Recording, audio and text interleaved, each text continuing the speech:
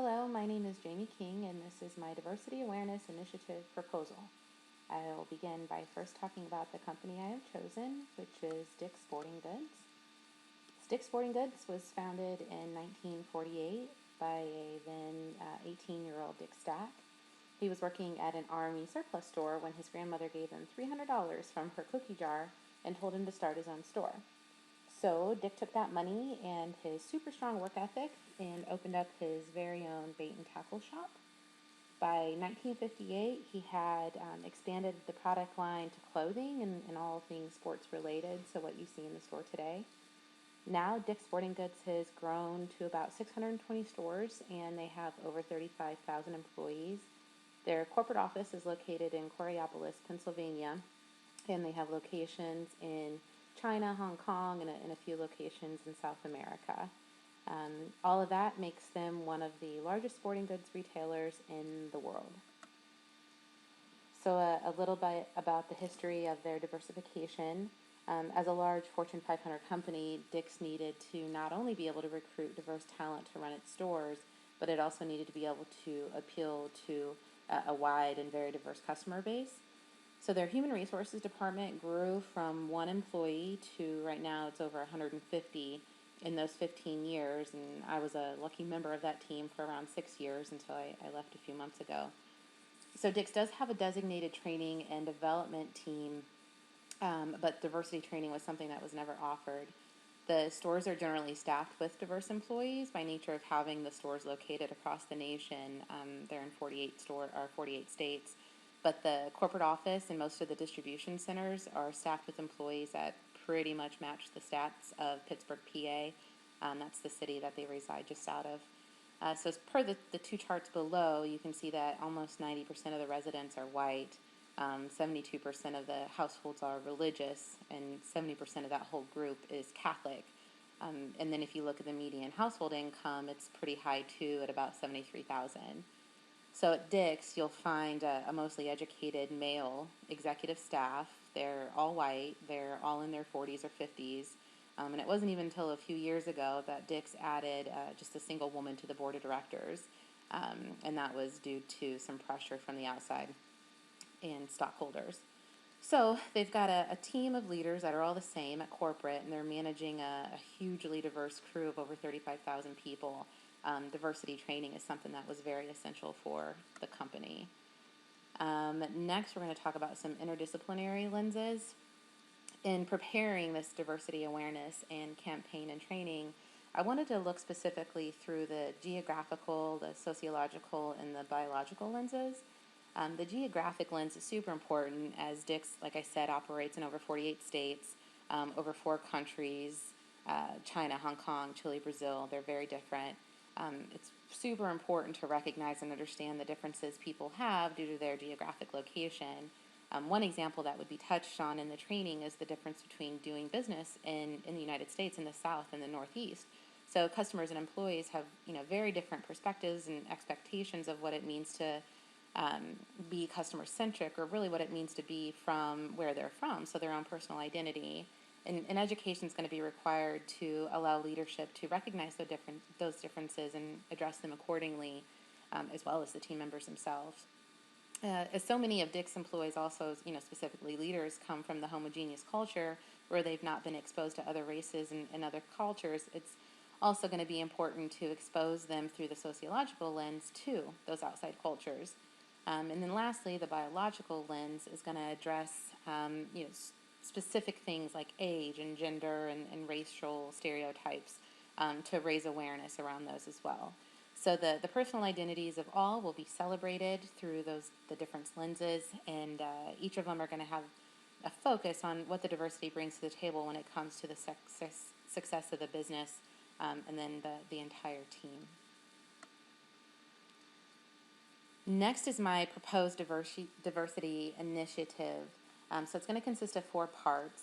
First is the diversity executive briefing. This training is going to target Dick's top executives, and it's also going to highlight the benefits of diversity and inclusion as they relate to Dick's priorities. It's going to have a huge focus on the business rationale behind diversity, so what it does to the bottom line, and they're going to come away hopefully with an understanding of why it's so important to hire a diverse team, and then hopefully some skills as well for managing that diverse team. The second part of my proposed training, after I get sign off from the executives, would be to hold a company-wide seminar. So this seminar will discuss all of the acceptable behaviors, all of the unacceptable behaviors in the workplace, so that Dix can set the expectations of what behavior they expect.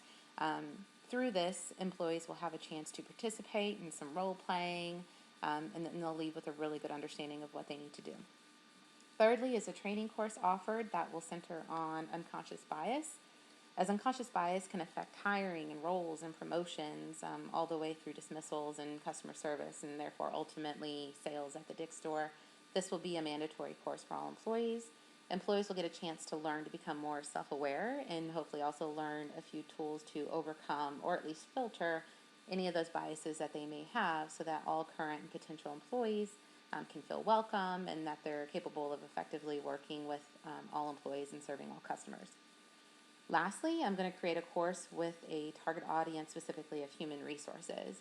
This course will hopefully provide tools to help with recruiting, hiring, training, promoting, and then obviously retaining individuals who have traditionally been discriminated against.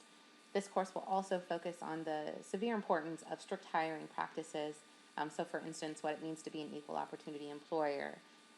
Discussion and training will also include how to properly pay someone based on just experience, education, qualifications, those types of things, and not their lifestyle, race, or gender. Outside of these training courses, there's also going to be clear policies written within the employee handbook to recapture what I've spoken about.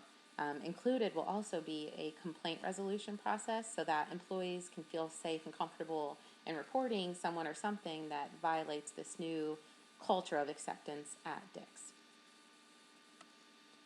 So that's the plan, and this is how I intend to communicate it. I believe the best way to communicate a program is through action. As they say, actions speak louder than words. That said, the implementation of the diversity initiatives I've spoken about will be multi-pronged. The first step will be an article written that's going to outline the plans of the organization. This article will be able to be read by both employees and the communities through a newsletter.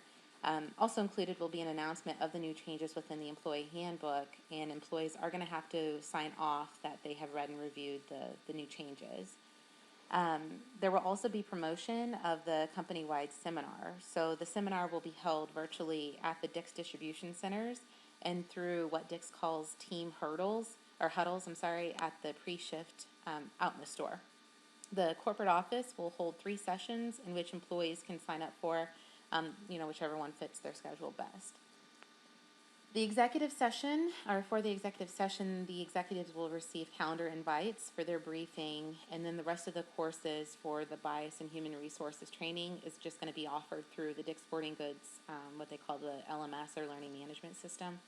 These trainings are going to be super interactive. They'll have quizzes at the end, and they can do some role playing there as well.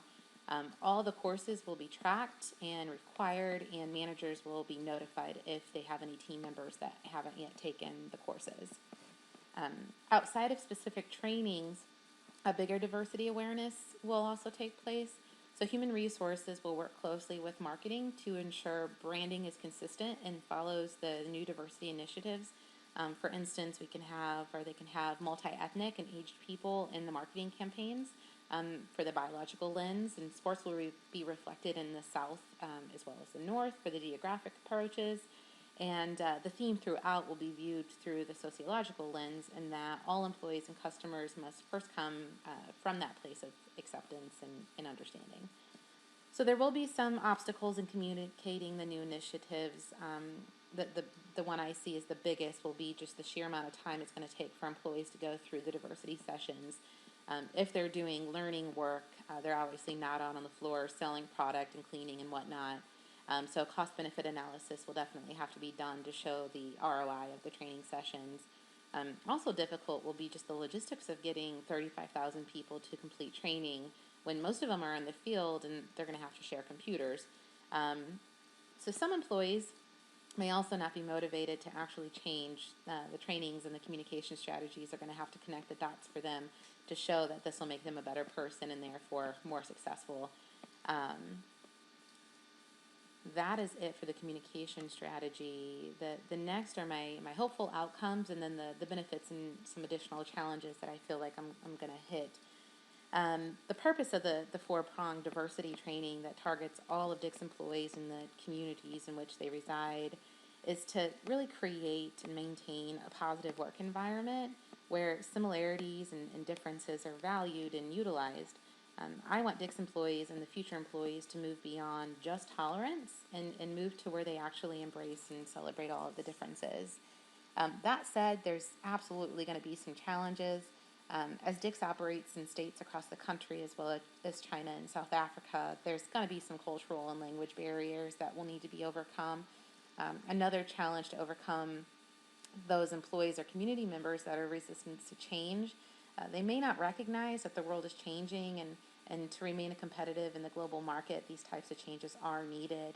And then the last challenge I have listed is the ongoing management of the program. So the kickoff of the diversity initiative will drum up publicity, but when those flashing lights and that magnifying glass goes away, DICS will need to keep the momentum going for future generations of employees, and that can be difficult. So these challenges will be overcome through increased education and self-awareness and community partnership. DICS is going to develop a positive work environment in which the talent will be unmatched. So that concludes my presentation. I really hope you enjoyed it.